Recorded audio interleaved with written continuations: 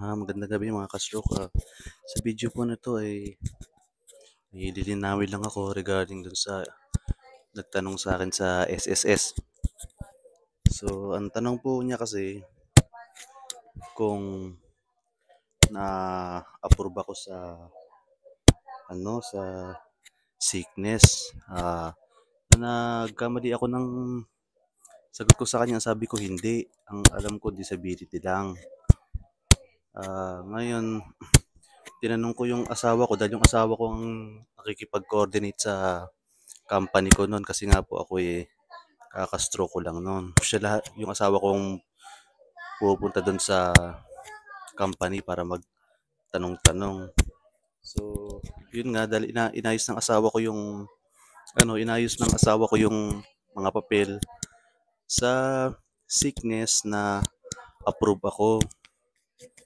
Pero sa yung EC naman, yung employment compensation ay hindi po ako na-approve kasi hindi na-compile ni company yung mga hinihinging requirements ni pero nagkaroon po ng nagkaroon ng problema na which is pagkukulang ni company kaya hindi ako na-approve. Bali ang na-approve lang po sa akin yung sickness saka bali sa sickness hindi pa ako nakapag-apply agad ng disability kasi ang sabi sa SS kailangan mo nang tapusin si sickness bago mag-apply ng disability. Hindi ko lang matandaan kung ilang buwan po 'yun.